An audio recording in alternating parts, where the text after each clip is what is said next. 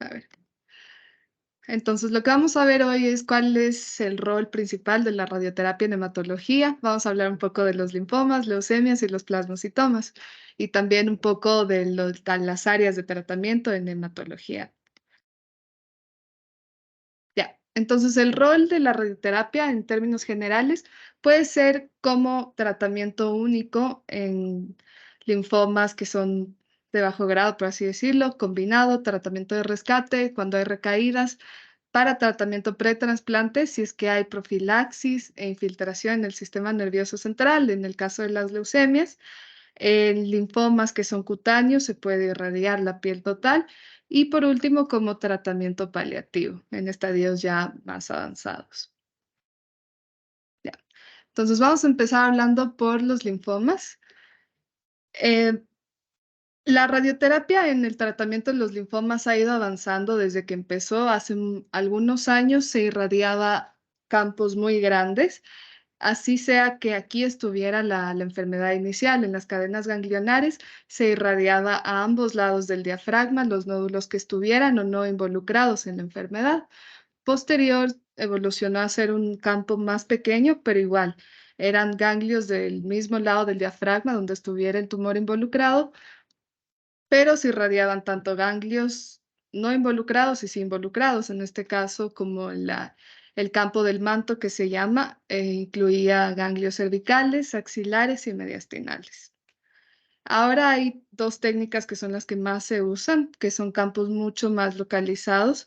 La técnica del sitio involucrado ya involucra las cadenas ganglionares afectadas por el tumor primario, sean solo cervicales o solo axilares, mediastinales o el tipo de cadena que sea.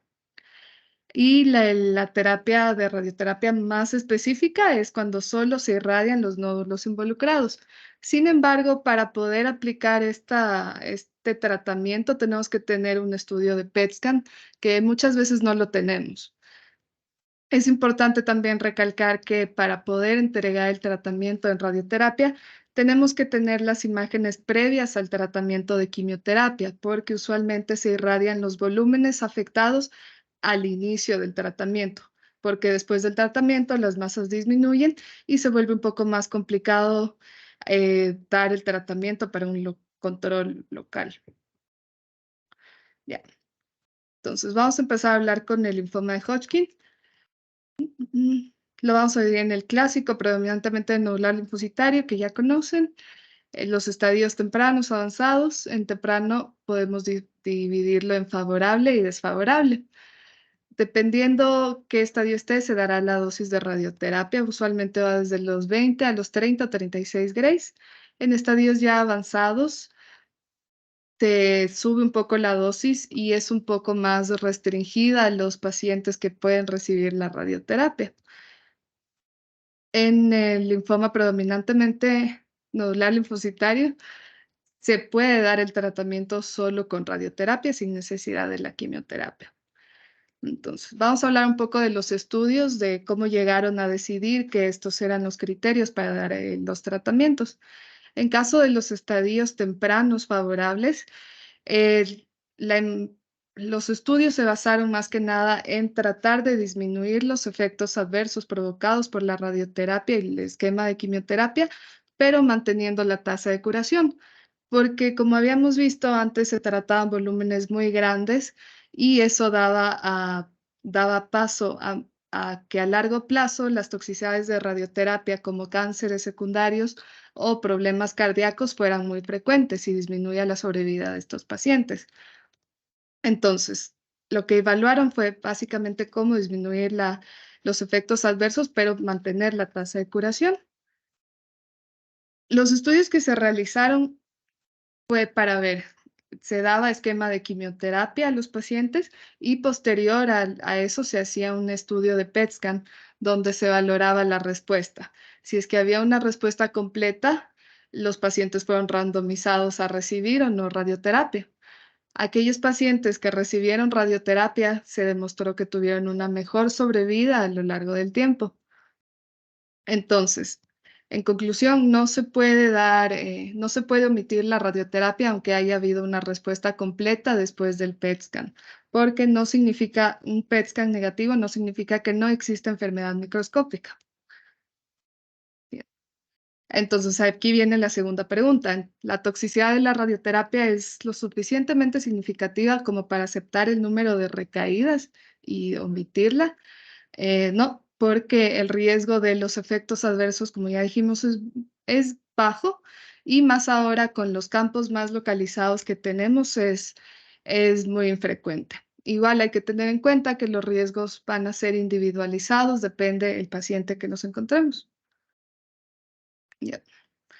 En caso de los estadios avanzados, bueno, sabemos que la radioterapia es un tratamiento local principalmente. Sin embargo, en estadios avanzados se puede dar cuando hay respuesta parcial, cuando hay una masa bulky, cuando hay infiltración a hueso o cuando hay recaída.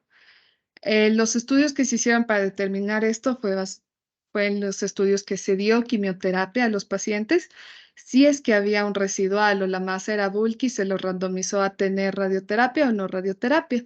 Y se evidenció que en el brazo de los pacientes que recibieron radioterapia bajo estos criterios, tuvieron una mejor sobrevida. Acá hicieron lo mismo, valoraron en los pacientes que tuvieron una respuesta completa con el PET scan, o sea, negativos, tuvieron la misma sobrevida que los pacientes que presentaron una, cu- una respuesta completa a la quimioterapia. Entonces, en estos pacientes que tienen un PET scan negativo, no es necesario dar radioterapia. Sin embargo, en los que tienen un PET positivo, una masa residual más de 2,5 centímetros, sí se recomienda dar radioterapia. Bien. Ahora vamos a hablar del linfoma no Hodgkin. Este lo vamos a dividir en los agresivos y los indolentes. En cuanto a los agresivos, donde tiene más rol la radioterapia es en el de células T periférico y los linfomas difusos de células grandes. En estos casos se da después de la quimioterapia. En los linfomas indolentes tenemos los linfomas foliculares, estadios tempranos y los MALT, en los cuales hay evidencia de que se puede administrar solo radioterapia sin necesidad de tratamiento sistémico. Entonces, en el caso de los agresivos, ¿qué pacientes se beneficiarían de la radioterapia? Pacientes con enfermedad localizada, en los cuales el beneficio está en disminuir los ciclos de quimioterapia.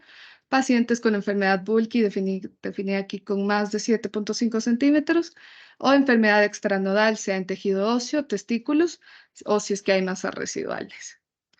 Entonces, igual, se hicieron unos estudios para validar esto y se encontró que los únicos pacientes que tenían el beneficio fue los que dijimos, pacientes con enfermedad bulky, extranodal. Este estudio fue hecho para pacientes de más de 60 años.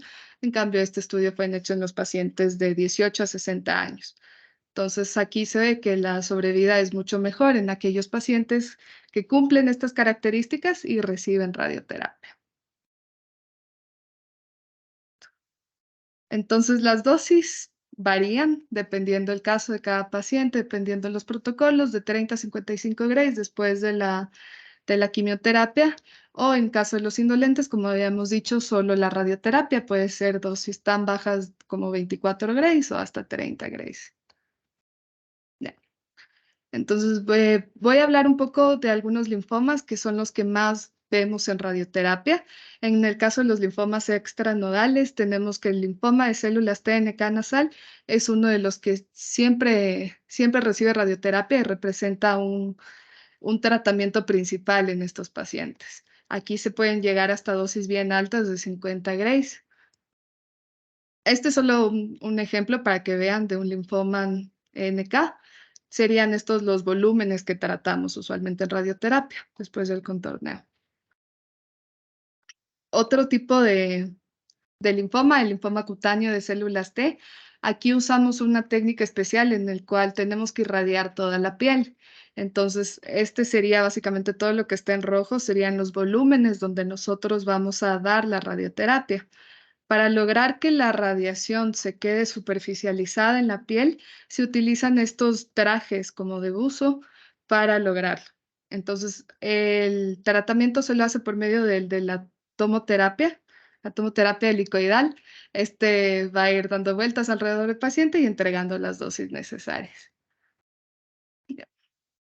En cuanto a las leucemias, bueno, es bastante amplio el uso de la radioterapia aquí en las leucemias y depende mucho de los protocolos que se utilice, pero en términos generales, las indicaciones para dar radioterapia en las leucemias es cuando hay infiltración en el sistema nervioso central o si es que se va a dar profilaxis, dependiendo del riesgo que tenga el paciente. Otro caso es antes del trasplante o en relapsos extramedulares como los testículos. Los volúmenes que vamos a tratar, el del caso de las leucemias, cuando tratamos sistema nervioso central, puede ser una irradiación cráneo-espinal o solo craneal. Cuando es cráneo-espinal, en los niños difiere un poco porque vemos que aquí se contornea todos los cuerpos, hasta los cuerpos vertebrales. Esto se lo hace para lograr una distribución homogénea de la dosis en los cuerpos vertebrales, ya que muchas veces los niños cuando crecen presentan alteraciones en su crecimiento. Entonces, para evitar que crezcan disparejos, podríamos decir, se incluyen los cuerpos vertebrales en el campo del tratamiento. Una vez que ya los pacientes tienen 18, 20 años, ya no es necesario hacer esto y ya se incluye solo todo el canal medular y la cavidad craneal. Cuando se hace radiación solo al cráneo, el límite inferior sería el borde superior del odontoides de C2, porque ahí es donde se insertan las meninges y todo el cráneo. Este serían los volúmenes de tratamiento cuando se va a hacer pretrasplante. Podemos incluir huesos y algunos nódulos linfáticos, o incluir también cerebro, hígado, vaso, para tratar a estos pacientes. Ahora vamos a hablar del plasmocitoma. El rol de la radioterapia en el plasmocitoma es principalmente cuando es solitario, sea óseo o extraóseo. Tiene un buen control local. La dosis va a ser alta, de 45 a 50 grays. Hay que tener en cuenta que no debe ser mieloma múltiple porque ahí ya no tendría mucho rol en la radioterapia, más que nada sería más un tratamiento paliativo en caso de que existan lesiones óseas dolorosas, si es que hay compresión medular o compresión de las raíces nerviosas, o si es que existe el síndrome de vena cava superior. Y estos serían los esquemas que más usamos de tratamiento paliativo: 20 grays en 5 fracciones, 30 grays en 10 fracciones. Entonces, como resumen, la radioterapia moderna tiene el tratamiento en áreas mucho más limitadas, lo cual disminuye mucho la incidencia de efectos adversos a largo plazo. Es mucho más individualizada, entonces aún en malignidades hematológicas se la utiliza. Eh, el rol en la hematología básicamente es para control local, si es que hay para disminuir los ciclos de la quimioterapia o con intención paliativa. Eso es todo. Gracias.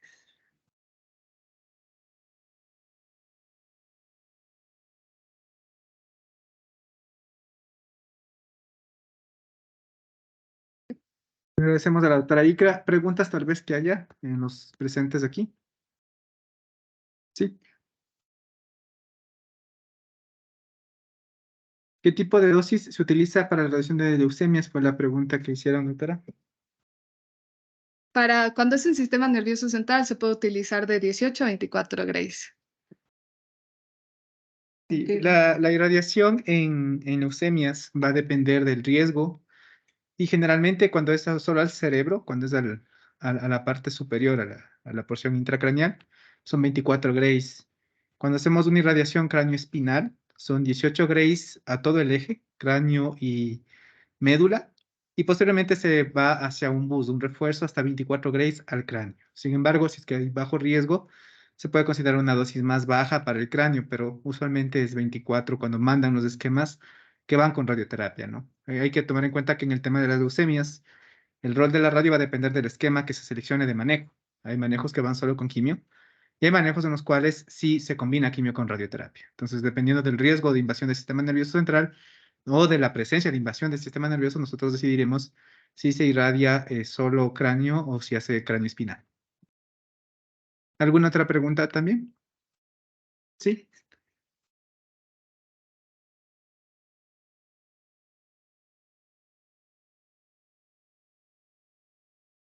¿En qué patología? Sí, sí se puede volver a dar radioterapia si es que hay recaídas en los linfomas.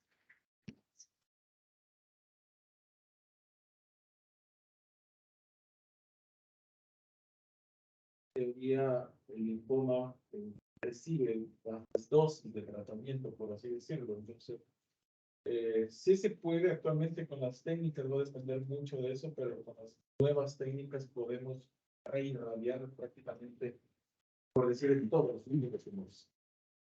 Lo que sí, cuando uno busca una irradiación del linfoma, una reirradiación del linfoma, sí se torna trascendental el PET, ¿sí? Porque una zona ganglionar irradiada previamente puede quedar con fibrosis, que en la tomografía se ha interpretada como un residual tumoral, pero muchas veces es solo fibrosis. Entonces, si vamos a hacer una reirradiación, es fundamental ya localizar el área que está comprometida. Entonces, para decisión de reirradiación en un linfoma que ya se ha hecho un campo comprometido, es trascendental hacer un PET scan. O sea, ahí sí ya lanzarse a reirradiar sin la certeza de un PET que hay que nos diga que hay positividad ahí, es muy difícil, o biopsia, lógicamente, es muy difícil tomar esa decisión. Entonces, ahí sí vamos a ser muy quisquillosos en el hecho de exigir y solicitar la confirmación de una biopsia o el PET, que nos diga que es de actividad lo que estamos viendo y que no es una fibrosis residual del tratamiento previo. ¿Alguna otra pregunta? Tal vez de las personas que están vía Zoom, vía Teams, perdón.